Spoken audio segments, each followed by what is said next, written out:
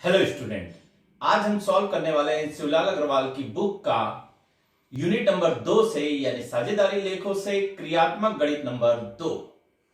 मैं गणित पढ़ रहा हूं जो आपकी स्क्रीन पर ये रहा। त्रिपाठी एवं चौहान एक फर्म में 3:2 के अनुपात में लाभ व हानि का विभाजन के साझेदार हैं और उनकी पूंजी 1 अप्रैल 2017 को क्रमशः 60,000 रुपए एवं 40,000 रुपए है।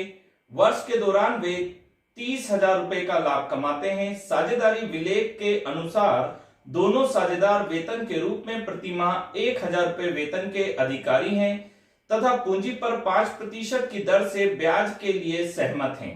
नियमित अवधि का पालन न करते हुए त्रिपाठी ने 12,000 रुपए व चौहान ने 8,000 रुपए आहरित किए। आहरण पर ब्याज 5% की दर से लगाया जाता है। 31 मार्च 2018 को समाप्त होने वाले वर्ष को पूंजी स्थिर है। इस आधार पर साझेदार का खाता तैयार कीजिए। हमारे को लाभ हानि नियोजन खाता और साझेदारों का पूंजी खाता बनाना है। गणित को पढ़ने के बाद कुछ महत्वपूर्ण तथ्य मेरे सामने आए जो इस प्रकार हैं। साझेदार हुए त्रिपाठी और चौहान, उनका लाभ विभाजन अनुपात हुआ 3:2, पूंजी हुई उनकी 60,000 और 40,000। वेतन प्रत्येक साझेदार को 1,000 रुपए प्रति माह वेतन पाने का अधिकार है। पूंजी पर 5% ब्याज पाते हैं। आहरण हुए उनके 12,000 और 8,000। आहरण पर ब्याज होता है 5%। वर्ष का लाभ हुआ 30,000 रुपए। इसमें लिखा नहीं गया है कि यह पूर्व का है कि पश्चात का है, तो हम मानकर चलेंगे कि यह पूर्व का है।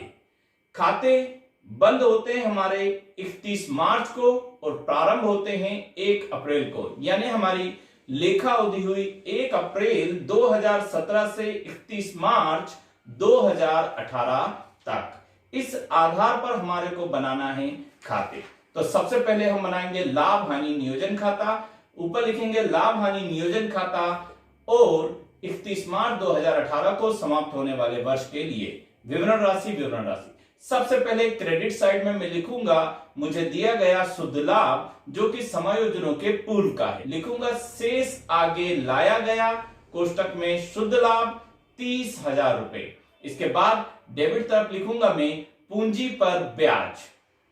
पूंजी पर ब्याज त्रिपाठी और चौहान पाते हैं। त्रिपाठी की पूंजी है 60,000 रुपए और चौहान की पूंजी है 40,000 रुपए। 60,000 रुपए का 5% के हिसाब से वर्ष भर का ब्याज होगा 3,000 रुपए और चौहान का 40,000 रुपए पर 5% की दर से साल भर का ब्याज होगा 2,000 रुपए। इसके बाद मुझे दिया गया है वेतन दोनों ही साझेदार पाते हैं, त्रिपाठी और चौहान, 1,000 रुपए प्रति माह। तो 1,000 रुपए प्रति माह के हिसाब से 12 महीने का हुआ 12,000 रुपए। इसे मैं लाभ हानि नियोजन खाते के डेबिट पक्ष में लिखूंगा। वेतन खाते से त्रिपाठी के खाते में 12,000 रुपए और चौहान के खाते में 12,000 रुपए। इसके बाद मुझे दिया गया है उनके आहरण। आहरणों का लेखा हम लाभ हानि नियोजन खाते में नहीं करते हैं, लेकिन आहरण पर ब्याज का लेखा लाभ हानि नियोजन में अवश्य किया जाता है। तो आहरण दिए गए हैं हमारे को। क्रमशः त्रिपाठी का आहरण है 12,000 रुपए। 12,000 रुपए का 5% की दर से साल भर का ब्याज होगा हमारा 600 रुपए और चौहान का आहरण दिया गया है हमारे को 8,000 रुपए। 8,000 रुपए पर 5% की दर से आहरण पर ब्याज निकलेगा 400 रुपए, जिसे मैं लाभ हानि नियोजन खाते के क्रेडिट तरफ लिखूंगा। अब मैं लाभ हानि नियोजन खाते के दोनों पक्षों का योग लगाऊंगा। तो यहां पर मैं सबसे पहले क्रेडिट तरफ का योग लगा रहा हूं। 30,000 प्लस 600 प्लस 400, इस तरीके से टोटल आया 31,000। अब मैं लाभ हानि नियोजन खाते के डेबिट पक्ष का टोटल लगाऊंगा। डेबिट पक्ष का टोटल होगा 3,000 प्लस 2,000 प्लस 12,000 प्लस 12,000। इस तरीके से डेबिट तरफ का टोटल आया 29,000 रुपए। हमारे डेबिट साइड का टोटल कम है और क्रेडिट साइड का टोटल ज्यादा है, तो अंतर की राशि कहलाएगी शुद्ध लाभ, जिसे मैं लाभ हानि नियोजन खाते के डेबिट पक्ष में लिखूंगा और साझेदारों के मध्य में पूर्व निश्चित अनुपात में बांटूंगा। उनका पूर्व निश्चित अनुपात था 3:2। तो मैं 31,000 रुपए में से घटा दूंगा 29,000 रुपए, तो घटकर मेरे पास राशि आएगी 2,000 रुपए। 2,000 रुपए को मैं विभाजित करूंगा 3/5 और 2/5 में। 2,000 रुपए का 3/5 हिस्सा आएगा 1,200 रुपए, जिसे मैं लिखूंगा त्रिपाठी के पूंजी खाते में। और 2,000 रुपए का 2/5 हिस्सा आएगा 800 रुपए, जो लिखा जाएगा चौहान के पूंजी खाते में। अब हम दोनों पक्षों का योग लगा देंगे और खाता बंद कर देंगे। इसके बाद हमारे को बनाना है साझेदारों का पूंजी खाता, स्थायी पूंजी पद्धति के आधार पर या स्थिर पूंजी पद्धति के आधार पर। स्थिर पूंजी पद्धति के आधार पर जब हम पूंजी को स्थायी मानते हुए खाते तैयार करते हैं तो दो पूंजी खाते बनाए जाते हैं, एक स्थायी पूंजी खाता, दूसरा चालू पूंजी खाता। सबसे पहले बनाऊंगा मैं स्थायी पूंजी खाता।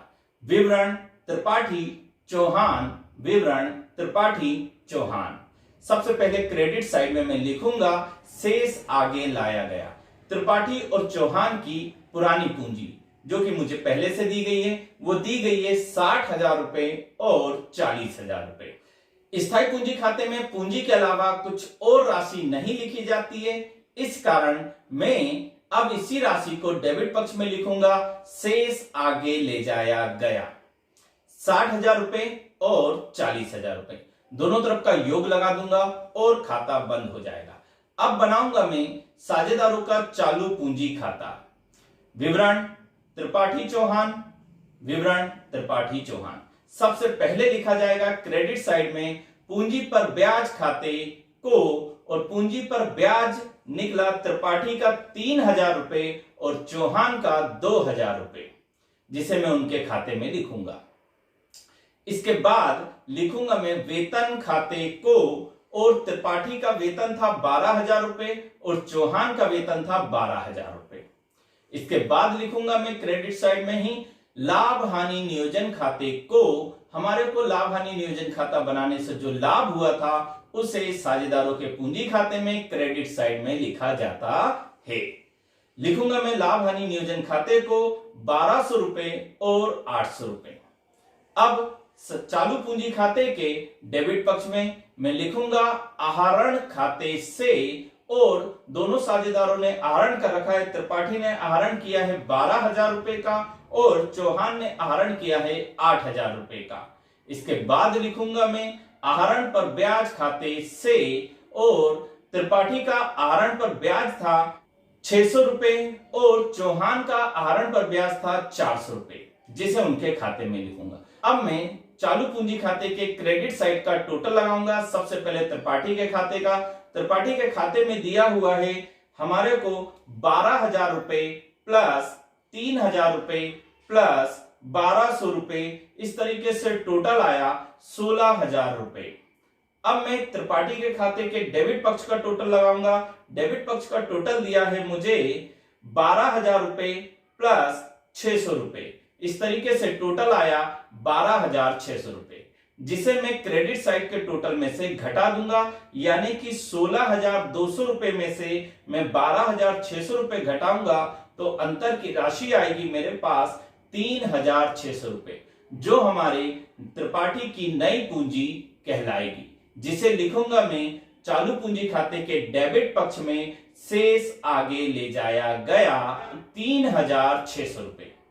अब इसी तरीके से मैं चौहान के पूंजी खाते के क्रेडिट पक्ष का टोटल लगाऊंगा, जो दिया गया है मुझे 3,000 रुपए प्लस 12,000 रुपए प्लस 800 रुपए बराबर में 14,800 रुपए। अब मैं डेबिट तरफ का टोटल लगाऊंगा। डेबिट तरफ का टोटल दिया गया है मुझे 8,000 रुपए प्लस 400 रुपए, तो 8,400 रुपए। अब क्रेडिट साइड के टोटल में से डेबिट तरफ का टोटल घटा दूंगा, यानी कि 14,800 रुपए में से घटा दूंगा मैं 8,400 रुपए, तो घटकर मेरे पास राशि आएगी 6,400 रुपए, जिसे मैं चौहान के पूंजी खाते के डेबिट साइड लिखूंगा शेष आगे ले जाया गया। यह चौहान की होगी नई पूंजी। अब मैं दोनों ही साझेदारों के दोनों पक्षों का योग लगा दूंगा और खाते को बंद कर दूंगा। उम्मीद करता हूं आपको समझाया हुआ मेरा गणित समझ में आया होगा। यदि ये वीडियो आपको अच्छा लगा है तो कृपया कर इस वीडियो को लाइक करें, शेयर करें और सब्सक्राइब करें। धन्यवाद।